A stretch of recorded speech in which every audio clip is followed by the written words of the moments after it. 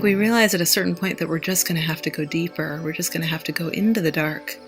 Jung said, until we make the unconscious conscious, it will rule our lives, and we will call it fate. At this moment, as I sit in front of you, my whole womb is in pain. And every woman that is my close, dear-hearted friend has told me my womb is in a certain form of pain. So that is a very painful, wonderful gift for us, because that pain is the greatest motivator for us. That was broadcast this morning, that interfacing between the vets and the Native American elders. I mean, that was, to me, like such an incredible moment that I think can only come about if the hearts on both sides are prepared for it.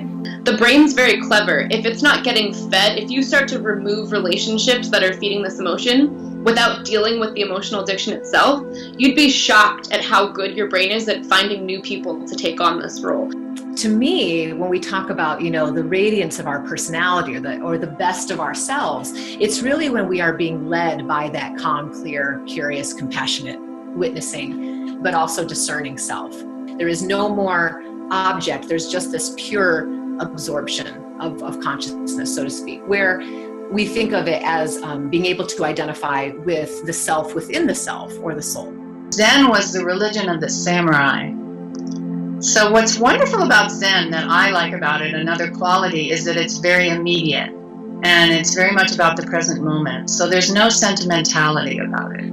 It's right here, right now. You just drop everything. Consciousness is not something that you can conceptualize. Consciousness is something that the more and more that we actually practice it and we bring it into our lives, that's when we start to see this trickle-down effect of certain things changing in our lives. We've got to be consistent in our meditation, and it's been shown, consistency like 10 to 20 minutes a day over a period of about 18 sessions, we actually are starting to grow the brain. We see a thickening in the neocortex in the front of the brain. We see a shrinking of the amygdala, which is where these emotional upsets can happen, and we see a thickening in the hippocampus, which helps perspective. But then there is the transformational potential of mindfulness, which really is about accessing the human potential and ripening and maturing that potential, both for our own benefit and the benefit of others. And I like to use the word brainwashing in the opposite effect that people usually think about it. Like, brainwashing ourselves is a good thing because there's so much conditioning, there's so much programming, whether it's from our family or from our religion or from our ideas about diet or from our culture or from our language or the judgments that we have, that often we don't even realize. Just developing an awareness of the extent to which our intimacy with the life force gets kind of hijacked by the attention that we put on the story.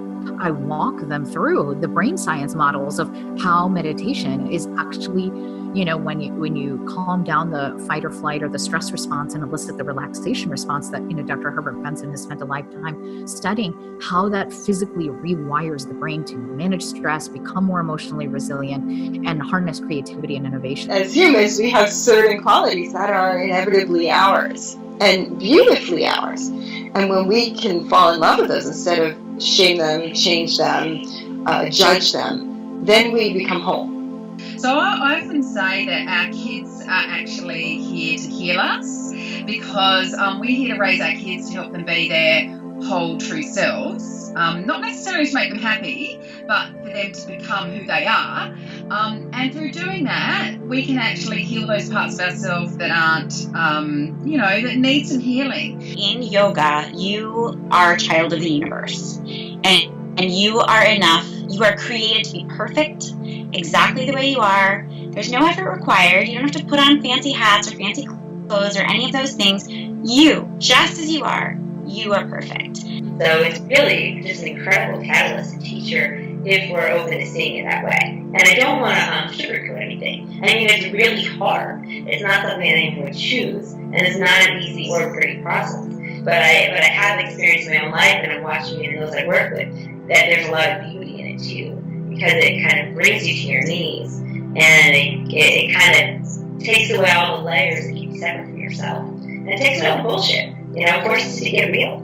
And And that's life change. We cannot take anything for granted, but this is the best shot we've got at waking up.